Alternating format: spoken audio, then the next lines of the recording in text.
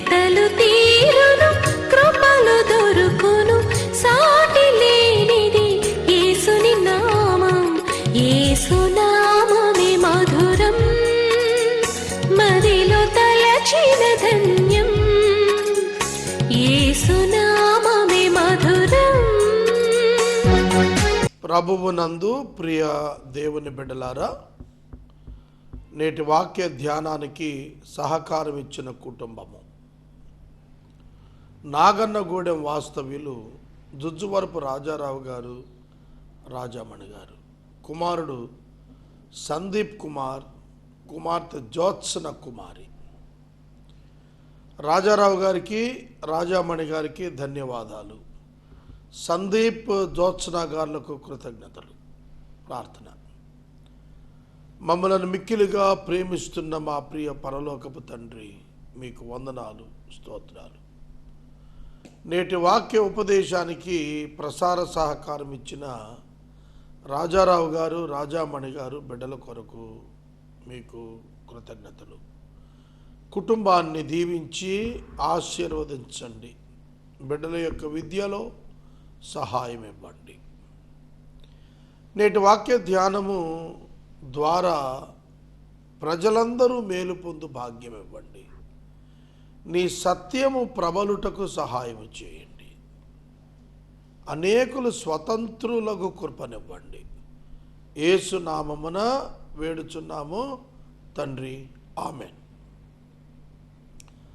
ప్రభువునందు ప్రియ దేవుని బిడ్డలారా, నేటి వాక్య ధ్యానము నిమిత్తము కొరింథీ 2వ పత్రిక 4వ అధ్యాయము 4వ వచనము నుండి వాక్యాన్ని గమనించమని కోరుతూ ఉన్నాను. 4వ వచనాన్ని చదువుతాను, దయచేసి చూడండి.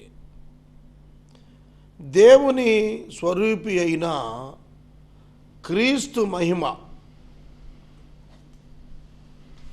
ప్రకాశం కనపరచు సువార్త, క్రీస్తు మహిమ కనపరచు సువార్త ప్రకాశం వారికి ప్రకాశింపకుండు నిమిత్తం ఈ యుగ సంబంధమైన దేవత అవిశ్వాసులైన వారి మనోనేత్రాలకు గుడ్డితనము కలుగజేసెను. ఇది బైబిల్లోనే చాలా ప్రాముఖ్యమైన వచనాల్లో ఒకటి.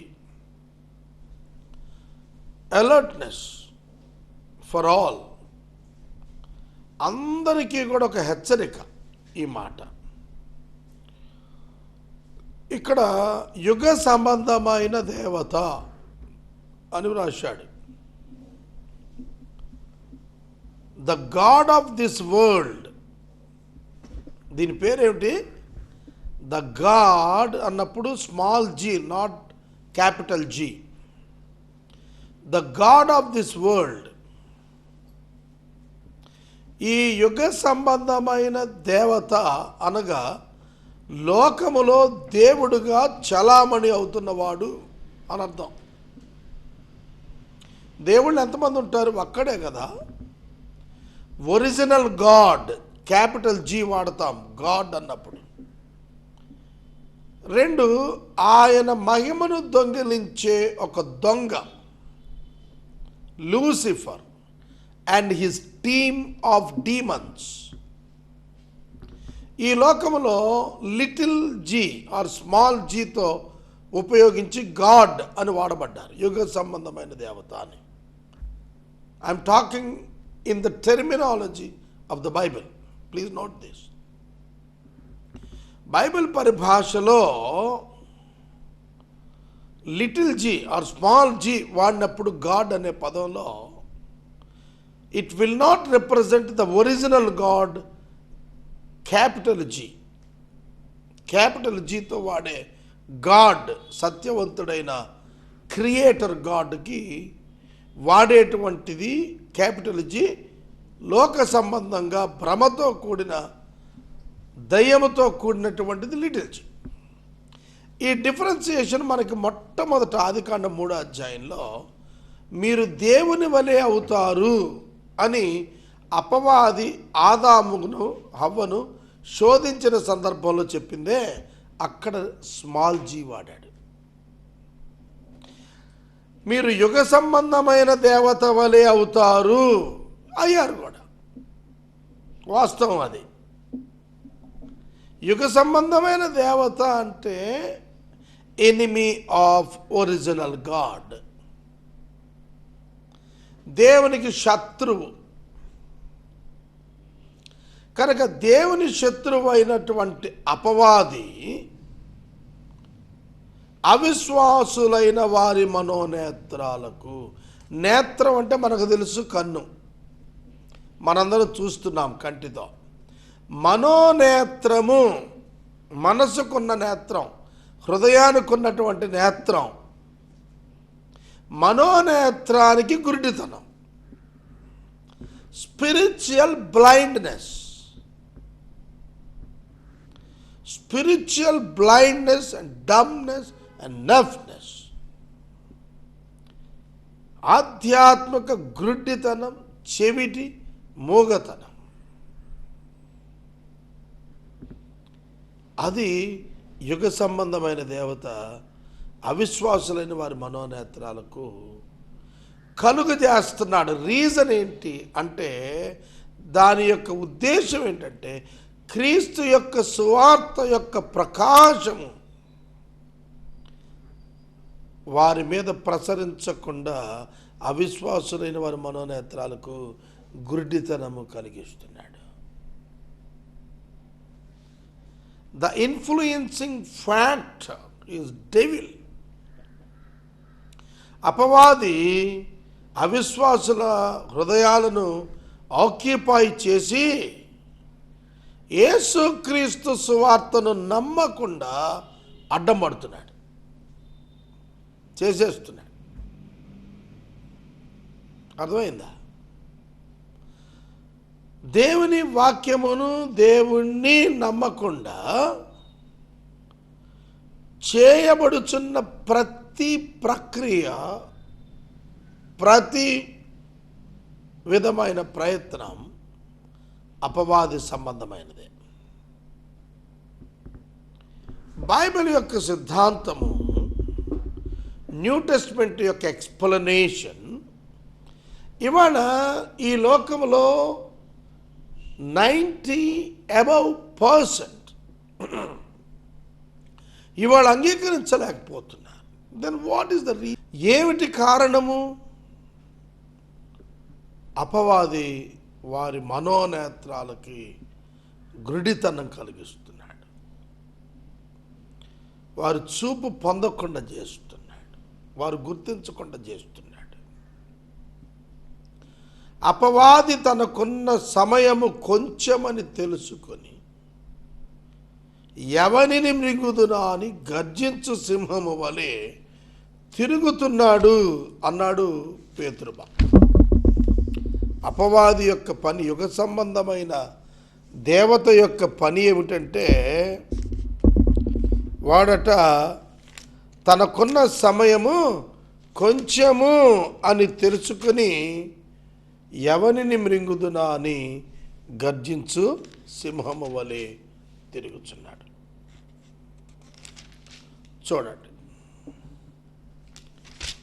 పేతురు భక్తుడు రాశాడు, మీ విరోధి అయిన అపవాది గర్జించు సింహము వలె ఎవరిని మింగుదునా అని వెదకుచు తిరుగుచు ఉన్నాడు. 1వ పేతురు పత్రిక 5వ అధ్యాయం 8వ వచనం. సాతానుడు మనుషులను మోసపుస్తున్నాడు. తిమోతికి పౌలు గారు రాస్తూ చెప్పాడు, వారు మోసపుచ్చబడి అపరాధంలో పడ్డారు. They were cheated. The 420, Satan is 420, cheater. వీడేం చేస్తున్నాడంటే, సువార్తను నమ్మకుండా సువార్త యందున్న దేవుని యొక్క శక్తిని, ప్రకాశమును, వెలుగును అవిశ్వాసులు చూడలేకుండా వారి మనోనేత్రాలకు గుడితనం కలుగజేస్తున్నాడు. పరిశుద్ధాత్మ దేవుడు ఏం చేస్తున్నాడంటే విశ్వాసుల మనోనేత్రాలు వెలిగిస్తున్నాడు. అందుకనే the same Bible, the same gospel, ఇదే బైబిల్, ఇదే సువార్త కొందరికే అర్థం అవుతుంది, కొందరే విశ్వసిస్తున్నారు. ఎక్కువ మందికి అర్థం కావట్లేదు, ఎక్కువ మంది విశ్వసించట్లేదు. కారణం ఏంటంటే విశ్వసిస్తున్న వారి మనోనేత్రాలు పరిశుద్ధాత్ముడు వెలిగిస్తున్నాడు, విశ్వసింపని వారి మనోనేత్రాలకు అపవాది గుడ్డితనం కలిగిస్తున్నాడు. అపవాది కలిగించే గుడ్డితనాల్లో ఈ దినాన సువార్త యొక్క సత్యాన్ని నమ్మకుండా అనేకమైన విశేషాలను, లాజిక్స్ను, సైకలాజికల్, సైంటిఫిక్ అబ్జెక్షన్స్ను ఇవాళ లేవనెత్తున్నాడు. బైబిల్ గ్రంథం it's full of miracles of God, super natural miracles ఉన్నాయి బైబిల్ నిండా. సైన్స్ వాటిని ఒప్పుకోలేదు.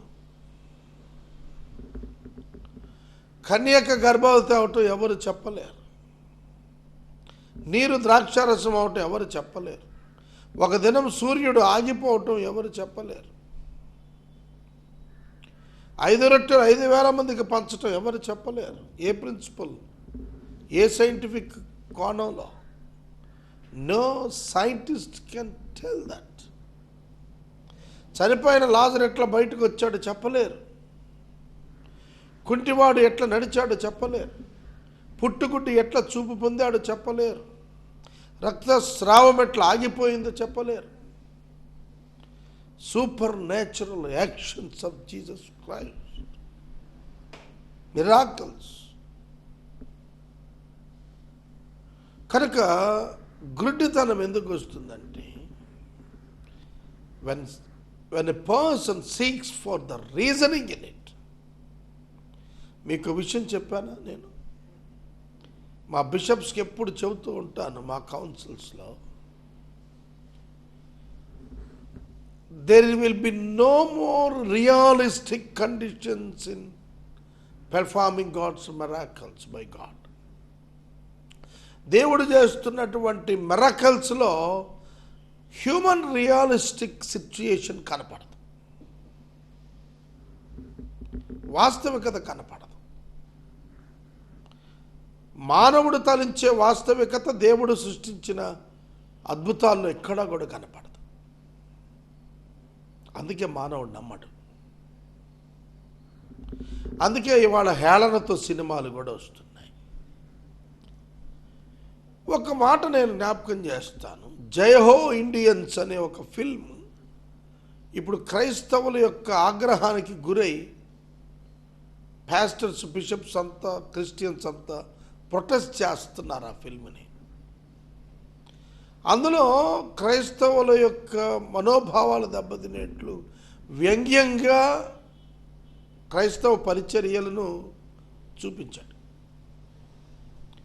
దాని మీద ఒకటి టీవీ ఛానల్స్లో ఇంటర్వ్యూలు ఇచ్చి వాళ్ళు డైరెక్టర్స్ మేము జరుగుతున్నాయో చూపించాం అని అన్నారు. జరుగుతున్నవే చూపించినప్పటికీ వ్యంగ్యాస్త్రం ఒక మతాన్ని ఇబ్బంది పెడుతుందనే చిన్న పాయింట్ మిస్ అయ్యాడు అక్కడ డైరెక్టర్. కానీ అతని యాటిట్యూడ్, ఇంటెన్షన్ ఇంకో రిలీజన్ హర్ట్ చేయాలన్నట్టుగా స్ట్రైట్గా తెలిసిపోతుంది.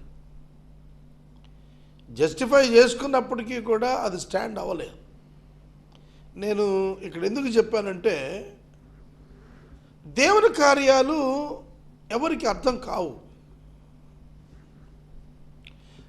మరి క్రిస్టియన్స్, బిషప్స్ ఎందుకు ఊరుకొని ఉన్నామో తెలిసిన, చెయ్యేస్తే పడిపోవటాలు,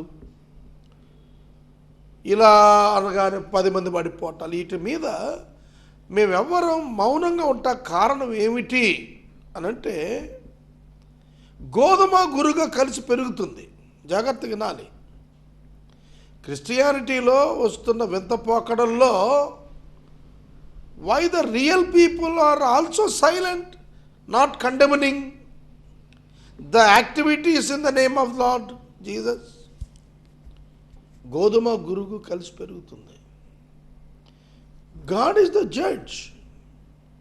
మీరు తీర్పు దినాన్ని గురించిన కొన్ని సంఘటనలు బైబిల్లో చూస్తే వాక్యం ఎరిగిన వారి మీద వాక్యాన్ని ఎదురుపెట్టే తీర్పు తీరుస్తున్నాడు. కాబట్టి మోస్ట్ ప్రాబబ్లీ చాలా వరకు నేను అనేది ఏంటంటే, ఇవి జరుగుతున్నప్పుడు వీటి మీద కేంద్రీకరించాల్సిన అవసరం రియల్ సర్వెంట్స్ ఆఫ్ గాడ్కు లేదు.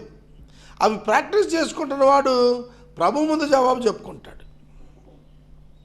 ఈ ప్రాస్పరిటీ గాస్పుల్ని ఎక్స్పోజ్ చేస్తున్నవాడు, హీలింగ్స్ని ఎక్స్పోజ్ చేస్తున్నాడు, దయ్యాలను గురించి మాట్లాడుతున్నాడు, మెరకల్స్ని మాట్లాడుతున్న వాళ్ళు ఉన్నారే, వాళ్ళకి బైబిల్ ముందే చెప్పింది, మేము అద్భుతాలు చేయలేదా, మేము బోధలు చేయలేదా, మేము ప్రవచనాలు చెప్పలేదా, మేము నీ పేరు ఇది చేయలే అది చేయలేదా. This is the group. కానీ వీళ్ళని ఖండం చేయటం మా పని కాదు. మాకిచ్చిన మిషన్ ఏంటంటే, దేవుడు బైబిల్లో preach the gospel to all the creation, go into all the nations and preach the gospel. That was the mission given by the god for us. కాబట్టి మేము మాట్లాడటలేదు. మీరు మాకు మాట్లాడటం రాదా చెప్పండి? గురుగేదో గోధుమేదో తెలియని స్థితిలో ఉంటాం మేము. అందుకనే we don't judge this kind of activities. అయినప్పటికీ అట్లాంటివి వికృతంగా తీసిన అటువంటి సినిమా నిర్మాతల్ని క్రిస్టియన్ చర్చ్ వాళ్ళ అభ్యర్థించింది, అయ్యా అట్లా చేయొద్దు, మా దేవుణ్ణి మా సంఘాలకు కించపరచొద్దని. ఇది నేను ఈ సందర్భం ఎందుకు చెప్పానంటే, carnal man cannot understand. One cine director who is not the believer in Jesus Christ will never understand the scripture and it's meaning and its power. Okay, అందుకు నేను రిలేట్ చేసి చెప్పాను ఈ సందర్భాన్ని ఇక్కడ గుర్తుపెట్టుకోండి. కాబట్టి ప్రియమైన దేవుని బిడ్డలారా, పరిశుద్ధాత్మని యొక్క వరాల్లో భాషలో ఒక వరం ఉంది. దాన్ని చెప్పలేరు, దాన్ని విమర్శించే వాళ్ళకి అది విమర్శకు ఉంటుంది. స్వస్థత వరమున్నది, అది a human government are human scientist ఏదో వచ్చి దాన్ని చేయగలుగుతాడు అనుకోవటం లేదు. It's all the spiritual part. కాబట్టి అపవాది తాను లేడు అనిపిస్తాడు 20వ శతాబ్దంలో. దేవుడున్నాడని నమ్మినప్పుడు ఆటోమేటిక్గా ఆయన శత్రువు దెయ్యం ఉంది అని నమ్మాల్సిందేను. దేవుడు లేడు దెయ్యం లేడు అనే వాదన కూడా వాళ్ళు చాలామంది మాట్లాడుతున్నారు. అది కూడా దెయ్యం యొక్క పని అనేది బైబిల్ వర్ణిస్తోంది, బుద్ధిహీనతే. కాబట్టి అవిశ్వాసులైన వారి మనోనేత్రములకు క్రీస్తు యొక్క సువార్త యొక్క ప్రకాశము, క్రీస్తు మహిమను కనపరిచే సువార్త ప్రకాశం, క్రీస్తు మహిమను కనపరిచే సువార్త యొక్క ప్రకాశం. సువార్త క్రీస్తు యొక్క మహిమను ప్రకాశిస్తుంది. అది ఆ మహిమ వాళ్ళకు చేరకుండా, ఆ ప్రసారం వారి పోకుండా అవిశ్వాసులకు గుడ్డితనం కలిగించేస్తున్నాడు. యుగ సంబంధమైన దేవత అంటే fallen angel, archangel fallen, పడద్రోయబడిన మహాదూత లూసిఫర్ అండ్ ఇట్స్ టీమ్. ఎఫెసీ పత్రిక 6వ అధ్యాయంలో 12 నుంచి రాస్తాడు, పడద్రోయబడిన వీరు ఇహలోక మందు, ఆ విశ్వమందు, ఎయిర్లో, స్పేస్లో తిరుగుతున్నారు. Their network is very high and speed. తిరుగాడుతున్నారు. వారు మనుషులను దేవుని యొద్దకు రాకుండా చేస్తున్నారు. వారు నరకానికి తీర్పు తీర్చబడ్డారు. వారి నిమిత్తమే అగ్నిగుండం సిద్ధమవుతోంది. వారే పడద్రోయబడిన దూతలు. వారే దేవుని మహిమను దొంగిలించడానికి, మనుషుల యొక్క ఆధ్యాత్మిక భ్రష్టత్వానికి, అపోస్టసీ, విశ్వాసపు భ్రష్టత్వానికి అవి కారణంగా నిలుస్తున్నాయి. It is the act of the devil, evil spirits work evil spirits work. సువార్త నమ్మకుండా చేసేస్తున్నాయి. దాని విక్టిమ్స్గా అనేక మంది వాళ్ళ ప్రపంచంలో ఉన్నారు. యోహాను సువార్తలో చెప్పాడు, మీరు మీ తండ్రి యొక్క అపవాది సంబంధులు, వాని ఇచ్చలను నెరవేర్చగోరుచున్నారు. వాని ఇచ్చ ఏంటంటే దేవుని స్థానంలో డబ్బును ప్రతిష్ఠించటం. డబ్బుతో సొల్యూషన్ లోకంలో సాధించాలని చూడటం సాతాను యొక్క పన్నాగం. It is true my friends. డబ్బుతో మనం దేవుని రుజువు చేయలేం, ఆత్మతో మనం రుజువు చేయగలుగుతాం. మనిషి మదిలో మస్తిష్కంలో వచ్చే human solutions for human problems are entirely different from the divine solutions from divine perspectivity. దేవుని సముఖము నుండి వచ్చే దేవుని పరిష్కారాలు మానవ సమస్యలకు, మానవ పరిష్కారాలకు భిన్నంగా ఉంటాయి. It's proven in the Bible. బైబిల్లో అది రుజువైందండి, గుర్తుపెట్టుకోండి. బైబిల్లో అది రుజువైంది. It's happen because of the power of the Lord. అది ప్రభువు యొక్క శక్తి చేత నెరవేరాయి కార్యాలు. ఇవాళ కూడా నెరవేరుతున్నవి ఆయన శక్తి చేతనే, ఆయన జ్ఞానము చేతనే, ఆయన మహిమ చేతనే. ఇది మనం ಎಲ್ಲరం తెలుసుకోవాలి. అవిశ్వాసులు అంటే ఎవరు? విశ్వసింపని వారు. దేనిని? యేసుక్రీస్తు యొక్క దైవత్వాన్ని. యేసుక్రీస్తు యొక్క దైవత్వాన్ని విశ్వసింపని వారు దేవుని విశ్వసింపలేదు.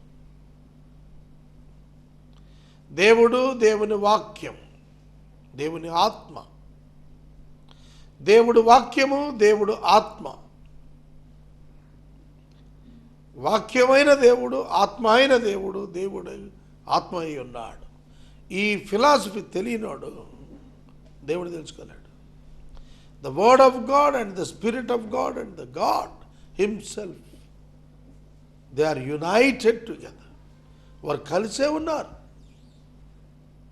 కనుక దేవుని యొక్క వాక్యము క్రీస్తుగా మన మధ్యలో నివసించాడు. యేసుక్రీస్తుగా శరీరం ధరించిన వాడుగా దేవుని వాక్యం మన మధ్యన ఆయన పనిచేసి నిలిచి శిలువపై బలి అయి రక్షణ తీసుకొచ్చాడు. ఆయన బాహువు ఆయనకు సహాయం చేశాడు. ఆయన బాహువు. గుర్తుపెట్టుకోండి. కనుక దేవుని నమ్ముట అనగా యేసుక్రీస్తు ప్రభువును దేవుడు పంపి ఉన్నాడని నమ్ముట. అప్పుడే మీరు దేవుని నమ్మినట్టు. దేవుని నమ్ముట అంటే యేసును దేవుడు పంపలేదు కాబట్టి నమ్ముట కాదు. యేసును దేవుడు పంపి ఉన్నాడు. యేసు దేవుని వాక్యము, యేసు దేవుని యొక్క కుమారుడు అనగా ప్రత్యక్షపరిచిన వాడు. యేసు క్రీస్తు నందే దేవుడు మానవులకు ప్రత్యక్షమయ్యాడు. యేసు క్రీస్తే దేవుడు. 100% humanity, 100% divinity. Hypostatic union is Jesus Christ. ఈయన యొక్క మహిమ ప్రకాశింపకుండా విశ్వసించిన వారి జీవితాల్లో మహిమ ప్రకాశిస్తుంది కనుక ఆయన మహిమ ప్రకాశించకుండా గుడ్డితనం కలిగించాడు. గుడ్డివాడి కనుల మీద లైట్ వేస్తే ఏం కనబడుతుంది? ఆ చుక్కడాలు తొలగిపోతే కనబడుతుంది. వెలుగు కంటి చూపు గ్రహించాలి అని అంటే చుక్కడాలు తొలగించబడాలి. క్యాటరాక్ట్స్ అంటాం కదా. క్యాటరాక్ట్స్ తొలగించబడితేనే చూపు క్లారిటీ వస్తుంది. కంటి బాల్లో చూపు ఉంది, కానీ క్యాటరాక్ట్ వల్ల ఎదట ఆబ్జెక్ట్ని ఈ చూపు చూడలేకపోతుంది, మందం అయిపోయింది. ఆ క్యాటరాక్ట్ పొరలు బాగా మందమైన తర్వాత తీసేస్తారు కంటి వైద్యులు. మరలా చూపు ఎప్పటిలానే కనపడుతుంది. అట్లాంటి క్యాటరాక్ట్ క్రియేట్ చేస్తున్నాడు, స్పిరిచువల్ క్యాటరాక్ట్ క్రియేట్ చేస్తున్నాడు అపవాది. కనుక అపవాది నుండి విడుదల పొందాలంటే యేసునందుకు రావాలి. యేసుక్రీస్తునందున్న వానికి ఏ శిక్ష విధి లేదు. కనుక యేసుక్రీస్తే నిజరక్షకుడు, ఆయనే నిజమైన దేవుడని ఎవరు విశ్వసిస్తారో వారి జీవితాల్లో విడుదల తథ్యము, సాధ్యము. నేటి వాక్యోపదేశానికి సహకారం ఇచ్చిన కుటుంబము నాగన్నగూడెం వాస్తవ్యులు జుజ్జువరపు రాజారావు గారు, రాజామణి గారు, సందీప్ కుమార్, జ్యోత్సన కుమారి గారు సహకరిస్తున్నారు. వారి యొక్క విద్య నిమిత్తం ప్రార్థన కోరుతూ సహకారం అందించారు. ప్రార్థన. మమ్మల్ని మిక్కిలిగా ప్రేమిస్తున్న మా తండ్రి, వందనాలు, స్తోత్రాలు. రాజారావు గారు, రాజామణి గారు, సందీప్ గారు, జ్యోత్సన గారు ఇచ్చిన సహకారమును బట్టి బిడ్డలను దీవించు నాయనా. వాక్యం విన్నటువంటి వారు తమ మనోనేత్రముల యొక్క గుడ్డితనము కలుగు చేసిన అపవాదిని గుర్తెరిగి దాని నుండి విడుదల పొందుకు సహాయం చేయి. యేసు నామమున అడుగుచున్నాం తండ్రి, ఆమేన్. తండ్రి అయిన దేవుని ప్రేమ, కుమారుడిని యేసయ్య కృప, పరిశుద్ధాత్మ దేవుని యొక్క అన్యోన్య సహవాసం సదాకాలం మనందరికీ తోడైనను గాక. ఆమేన్.